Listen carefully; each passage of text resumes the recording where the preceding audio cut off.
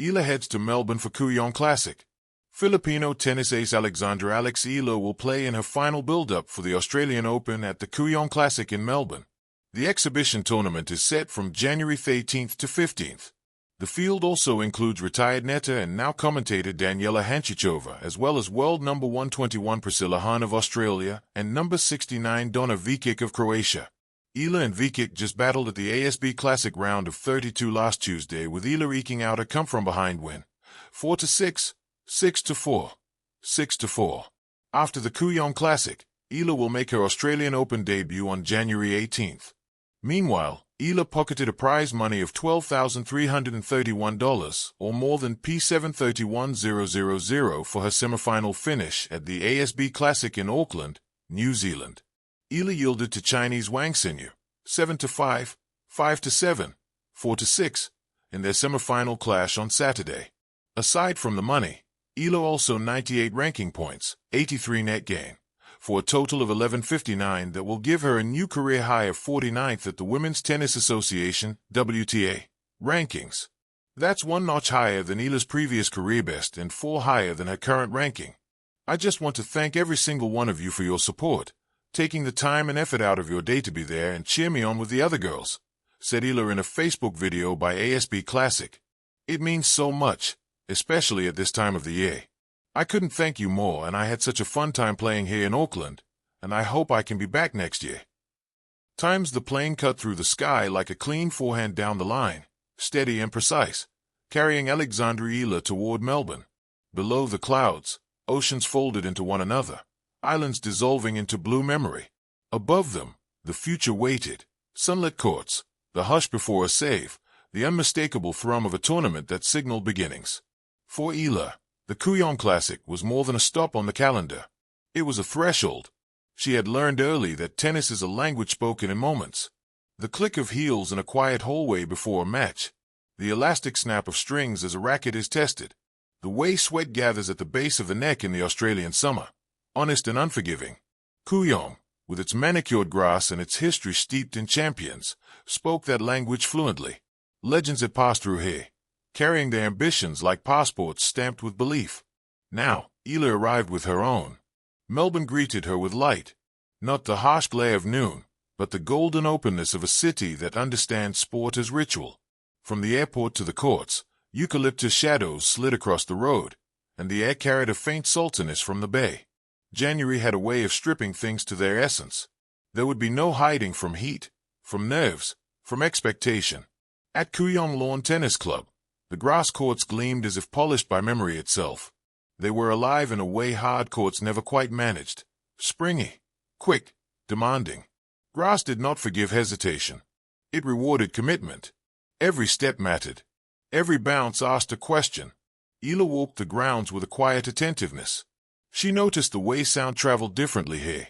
The soft applause, the muted thud of movement, the sharp punctuation of a clean winner. She had grown up on stories of tournaments far from home, of journeys that tested not just skill but spirit. Now she was living one. Training began early. The morning air was cool, deceptive, promising comfort before the heat rose like a challenge. Eala's footwork traced patterns worn into muscle memory through years of repetition. Split step. Lunge. Recover. The ball came off her racket low and fast, skimming the grass like a thought unwilling to linger. Her coach watched closely, offering small corrections, knowing that at this level, the difference between good and great lived in details. Grass demanded trust. You committed to the shot before the bounce finished its thought. There was no time for doubt. For Eala, this felt familiar. Her journey had always been about commitment, to leave home young, to train far away, to carry the Philippines with her every time she stepped on court. She had learned that bravery was not loud. It was steady. The Kooyong Classic itself carried a peculiar energy. As an exhibition event, it stood slightly apart from the relentless pressure of ranking points, yet everyone knew its true purpose. This was rehearsal under real lights. A chance to test weapons, to feel the pulse of competition, to sharpen instincts before the Australian Open's roar. Players crossed paths in hallways and locker rooms, exchanging nods that said more than words. Respect. Awareness. Everyone here was tuning themselves to the same frequency. Eala felt it in the way her senses sharpened, how each practice set felt heavier with meaning. Off court, she allowed herself small moments of stillness. A coffee taken slowly. A glance at the sky, impossibly wide. Messages from home arrived with the quiet force of love, simple reminders that she was never alone on this journey. The weight of representation was there, yes, but it no longer felt like a burden. It felt like fuel. When match day arrived, Kooyong transformed.